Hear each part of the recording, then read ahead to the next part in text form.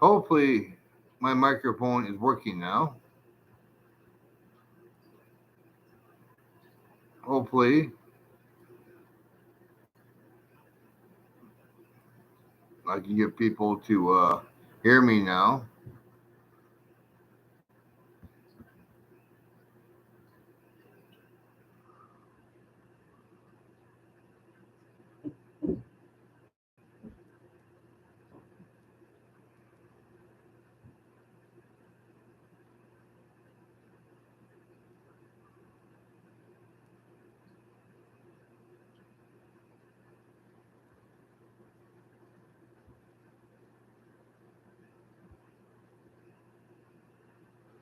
Hopefully, I don't have to end this one.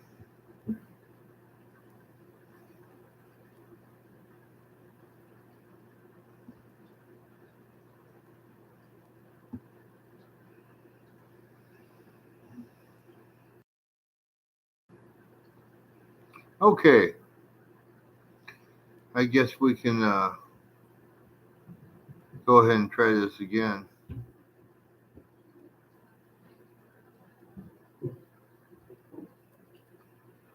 Well, everyone knows John Sarver was convicted of a bogus crime.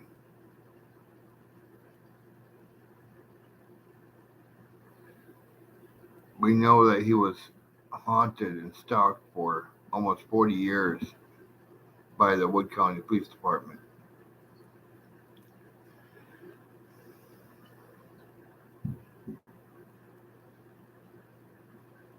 We also know that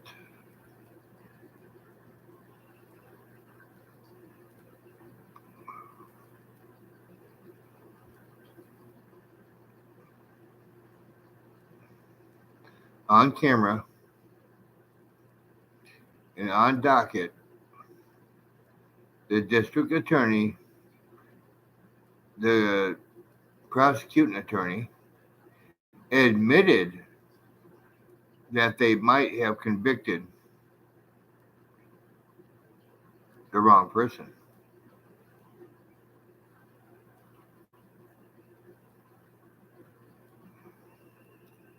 Now, why would you admit something like that?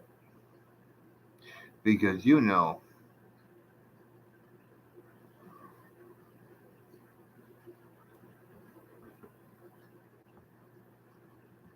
that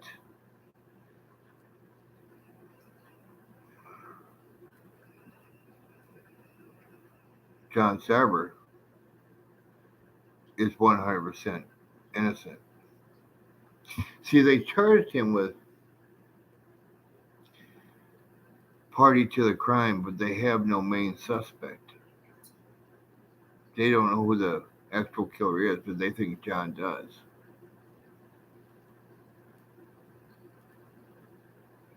John has no idea who the killer is. Don't you think if you were in John's position that you would come forward and say who the killer is? How are you going to charge someone with party to the crime when you got no lead suspect?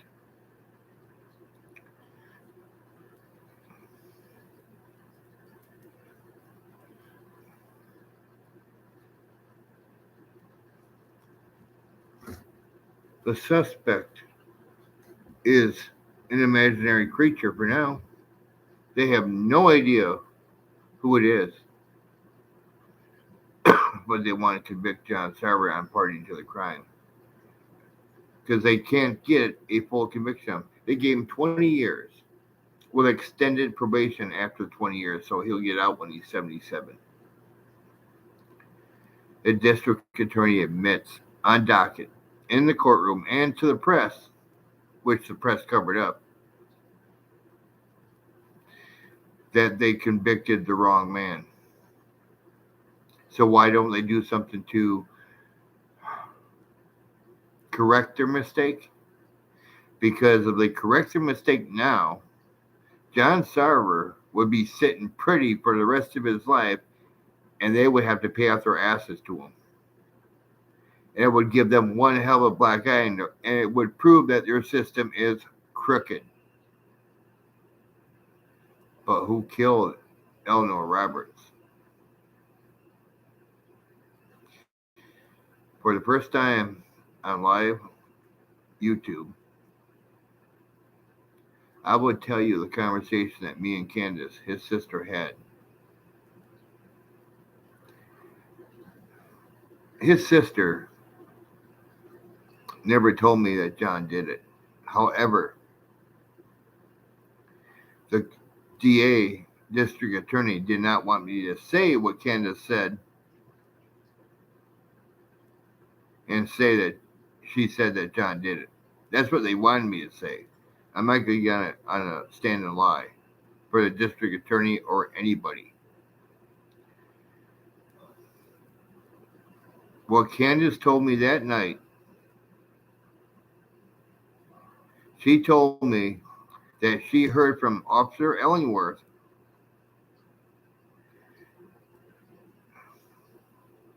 that Marshall Roberts and June Roberts are the ones that killed Eleanor Roberts.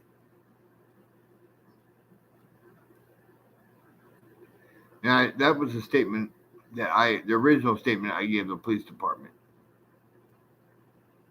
Now, I never withdrew that statement like I said I did. The statement I will withdraw that I never gave in the first place, the district attorney wanted me to not give that statement and give the statement saying that Candace told me John did it, just so they can get a conviction on someone who's not guilty. They just wanted a conviction to close the case.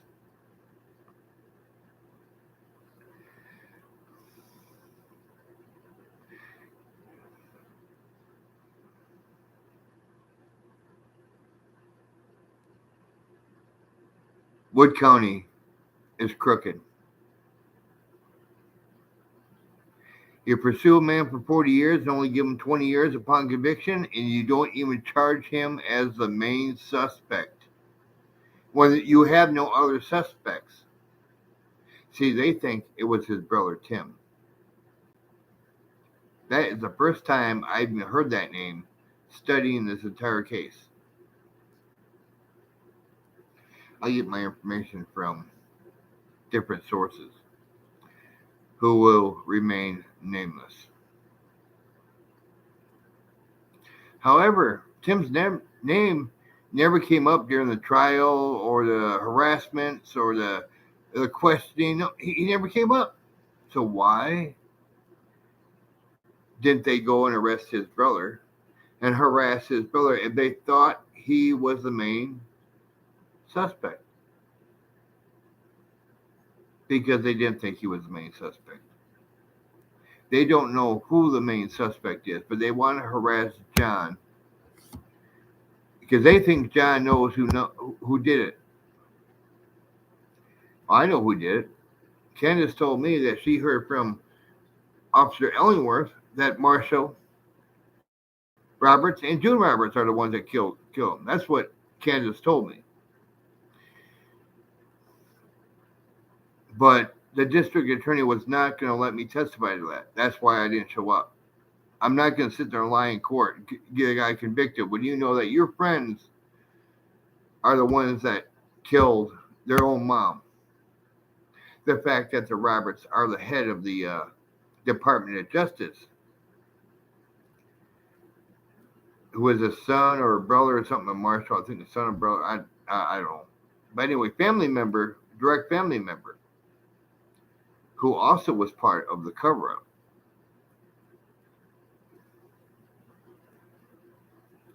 So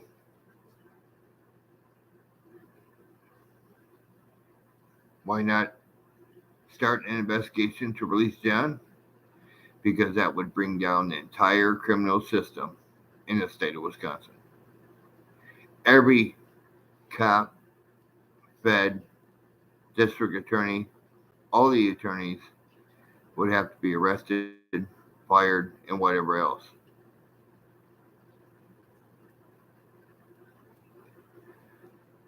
The thing is that they know they fucked up.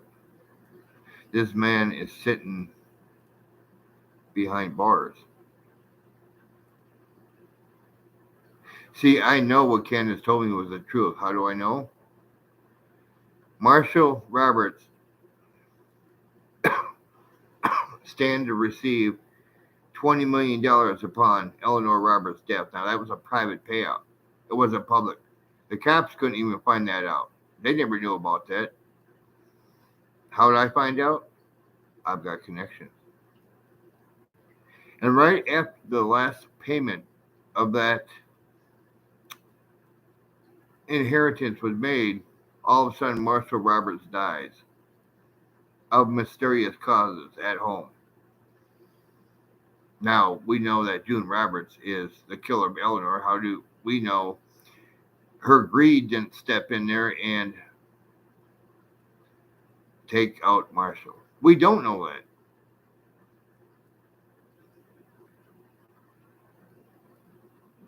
How did Candace find out all her information from Officer Illingworth? And I think Illingworth maybe slipped her, because she was a drug addict, she was a known drug addict, slipped her an extra strong strength of whatever it is she was taking, kill her, and take her out because she's been running her mouth about everything he's been telling her. This is why I didn't testify, because if I walked out of that courtroom, I would have had a bullet in my back before I got in my car. There's no way I was going to survive that day if I showed up, because I know too much. And testifying to what she actually told me would have brought down the entire criminal system in the state of Wisconsin.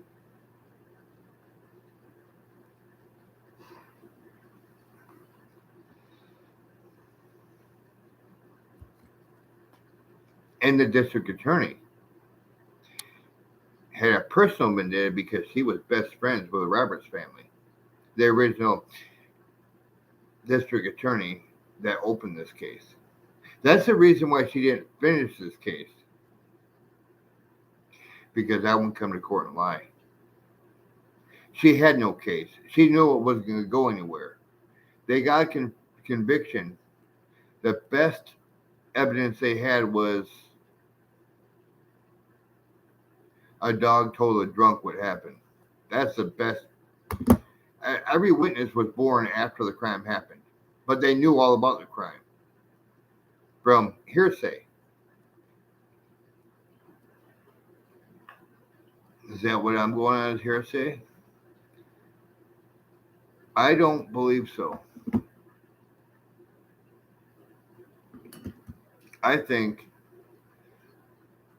see, at the time, I didn't know who Marshall or June were until I started covering this case.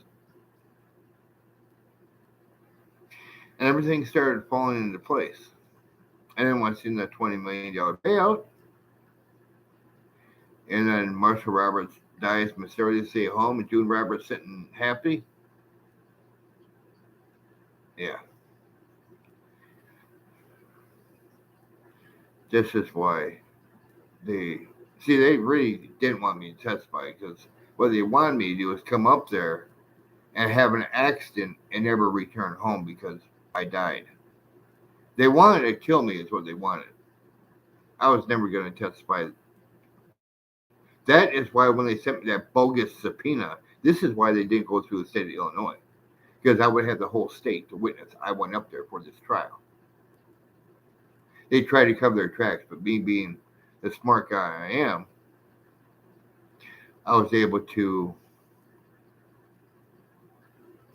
avoid and rip up that subpoena because it was bogus. I knew it was bogus. They knew it was bogus. They knew I knew they were going to kill me.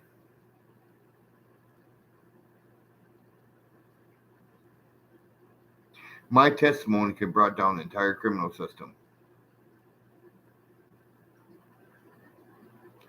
Could have set a man free.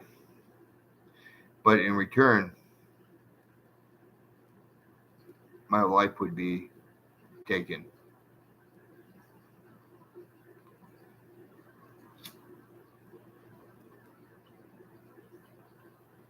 See, there's a lot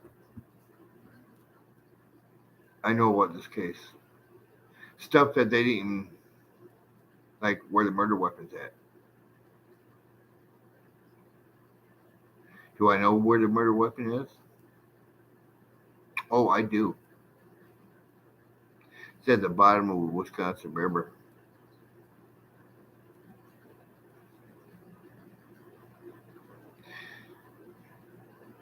How did the murder weapon?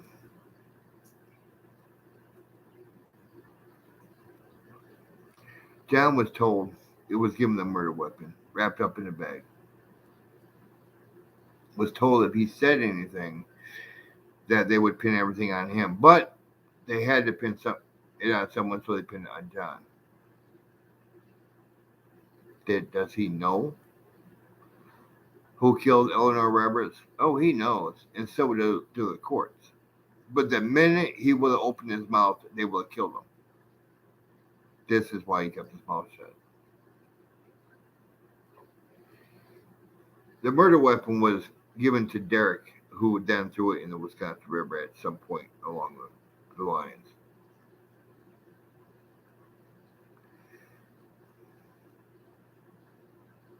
Derek came and told me himself that, as Candace's boyfriend, told me himself that he threw it in the Wisconsin River. I don't know what bridge he threw it off of. I wasn't with him, so.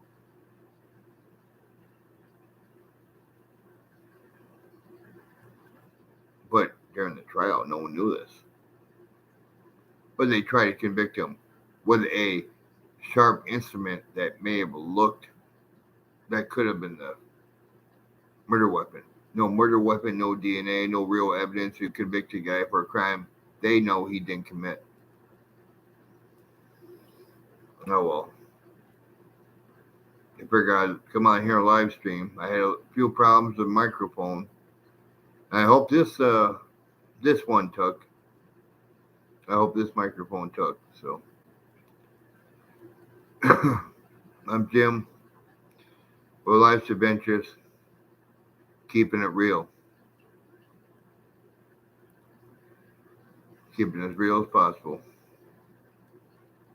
There's going to be more about this case in upcoming videos as soon as I get more information. Y'all stay safe now.